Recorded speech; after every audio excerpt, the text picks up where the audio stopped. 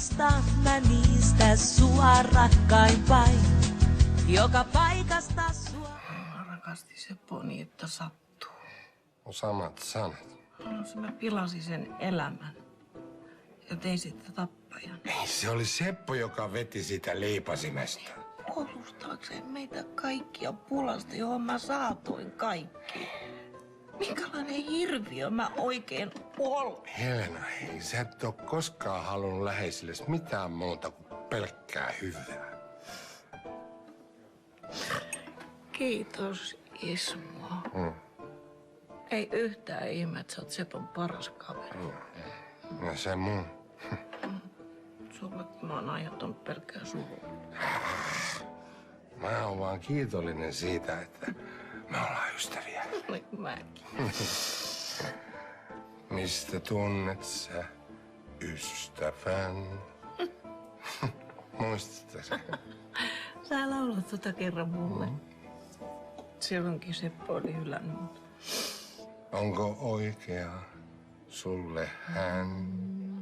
Anna meren se selvittää, kuka viereesi jää. Ja kun merellä myrsky soi, ja vain ystäväs vaikea, silloin ystävyys punnitaan, mene muut menojaan. Mun huonekaan ei enää huoli mua. Johtuskohan siitä, että sä olet väärällä ovella? Toi ei oo sun huone. Hermankos. Miten sä kehtaat rymytä täällä juovuksissa asiakkaiden edessä? Onneksi Pinja soitti mut paikalle. Ties mitä Älä sinä huoli, tyttö nuori. irti musta! Mä jouduin rahaamaan Oliverinkin mukaani. Missä mummin kulta on? Mä haluan antaa kullalle suuhun. Lapsi tuskin haluaa tavata umpihumalaista mummia. Umpihumala, mitä tässä umpihumalassa kukaan? Helena katsoi muutama napsunta. Ja nyt te kaksi lähdette muualle täältä hoilaamaan. No hyvä on. Helena, meille löytyy vielä paikka, jossa ei ole näin herkkäkorvaisia kuuntelijoita. Helena,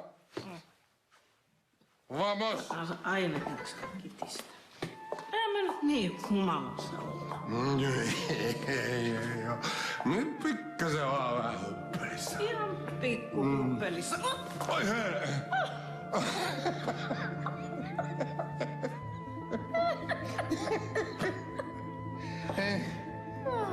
Helena.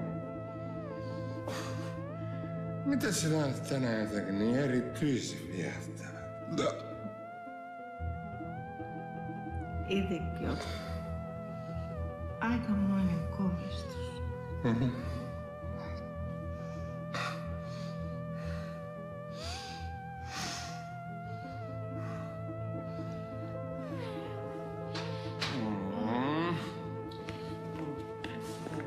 Jeesus.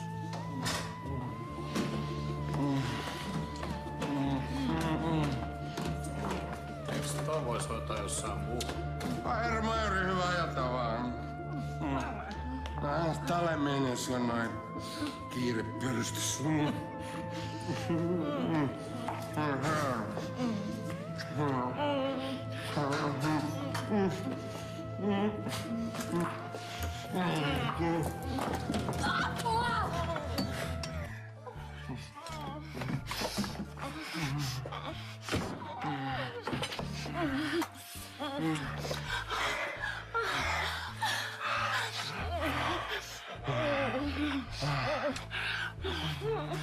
Suutele mua, Ismo. Helena, mä teen sulle niin kutvana, että... En tiedä, mitä se on.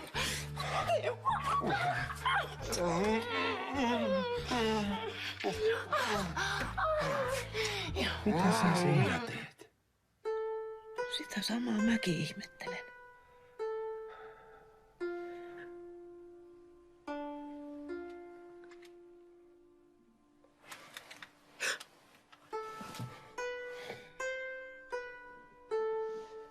Mä oon taidetta.